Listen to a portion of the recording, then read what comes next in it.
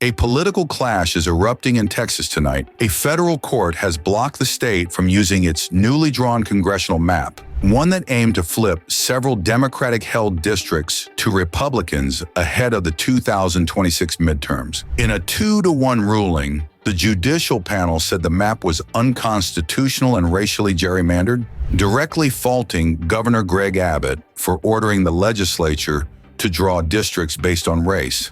The judges ruled that the state must revert to its 2021 map. Governor Abbott immediately blasted the decision as absurd, and Texas has now appealed to the U.S. Supreme Court. But civil rights groups are calling the ruling a major victory, saying the rejected map would have further diluted the power of Black and Hispanic voters.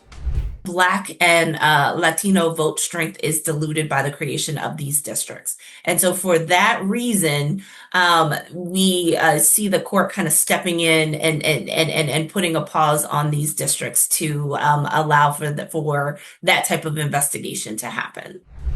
The NNRACP points out that while Texas is only 40% white voters control over 73% of its congressional seats. Lawyers for Latino groups say the map intentionally packed minority voters into a few districts while removing them from others, eliminating potential majority-minority seats. The court agreed, finding that Texas lawmakers use race as a primary factor in drawing lines, violating constitutional protections against racial discrimination in voting.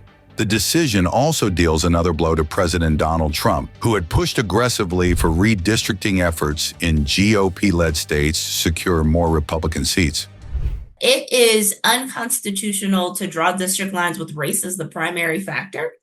It's also a violation of the Voting Rights Act to purposely draw district lines in such a way that minority groups, and so that could be based on race, it could also be based on language, are seeing their voting strength diluted.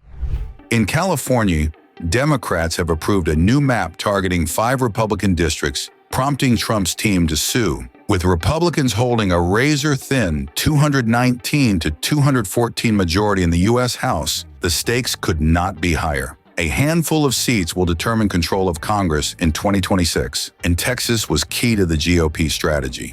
Tonight's ruling sends the redistricting fight straight toward the Supreme Court, setting up a potentially landmark showdown over who gets to draw the lines and who holds the power in Washington. I would say, Houston, let me hear you, but then, well, you know. Oh my gosh. Okay. I'ma calm down. I am so excited to be back home. Now, y'all know we got a little drama going on, you know, at my workplace. So it's a little dramatic, okay? And I've got to tell y'all that I'm not only excited to be home, but I'm excited to be home and to be home with a real governor. Because anyway. Some of y'all may know how I feel about him. Yeah. So y'all are so funny. Okay. Let me get to this so I can get to the main thing. Okay. We love you, Jasmine. Oh, I love you back. I love you back. So I never know what I'm going to say. And so there's so much energy in here that I know that I'm going to my phone and I'm going to say this stuff on my phone. So, oh yes, the sorors in here too. So as I was on the trail, y'all gonna let me get through this. So as I was on the campaign trail, and I was on the campaign trail for Biden and Harris. The people, right, okay, all right. I digress. So I used to go so many different places around the country, and some of you may know that I'm the child of a preacher, and so I would always come up with a song. So I didn't have like a Bible verse I would come from, but I would go from like a song. It may be something that's modern, or it may be a gospel song, and considering the energy in here, this feels appropriate. There is a gospel song that goes, I don't feel no ways tired. It says, I've come too far from where I started from. Nobody told me the road would be easy. I don't believe he brought me this far to leave me. Now, the reason that I want to start with this song, because I need y'all to have this energy, this amazing energy that I am feeling in this room. I'm going to need y'all to keep it up. Y'all are not going to be allowed to feel tired, because we got a lot of work to do. Now, I know that we have talked about November 4th, and everybody was really excited about November 4th. We even saw historic wins in places like Mississippi and Georgia, without them even having the investments. Let me tell you something, Texas, we can do this. We can do this. If you just make sure that you keep that song in your mind, that you feel no ways tired. So let's talk about where we came from, okay? I hate to talk about it, but we're going to talk about it. So, as I said, as we did a rally in California right before Prop 50 passed, you know, our feeble little governor, now he doesn't know how to answer the call of the people. In fact, he usually doesn't want to show up and talk to the people.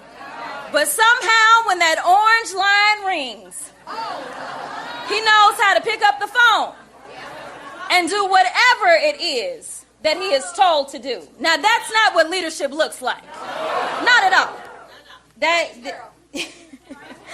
is not what it looks like. But here's the thing. He decided that he was going to answer the call of the orange one and ignore the calls and the voices of the people of Texas. And so it makes me think about an actual verse. Psalm 30:5. It says, "Weeping may endure for a night, but joy comes in the morning." So weeping looks like leaders promoting hate. Weeping looks like Abbott being a lousy step-and-fetch-it governor that puts tyranny over Texans. Weeping looks like taking food out of the mouths of seniors, babies, and making sure that after a court tells you to feed the people, you decide to appeal it. Weeping looks like taking away health care and not giving a damn. Weeping looks like wreaking havoc not only on our economy but also the East Wing. Weeping looks like terrorizing communities with ICE. But joy looks like our amazing Texas state reps. Joy looks like the wins that we had on November 4th throughout the entire country. Joy looks like restoring decency, dignity, and democracy. Joy looks like California passing Prop 50. And finally, joy looks like a man by the name of Gavin Newsom. Many of y'all may not know this. I said I was happy to be back home because I've been on the road fighting for Texans. I went to Pennsylvania to make sure that they retained their judges. I went to California to make sure I could do my part for Prop 50. I made sure that I went to Virginia on behalf of Abigail Spanberger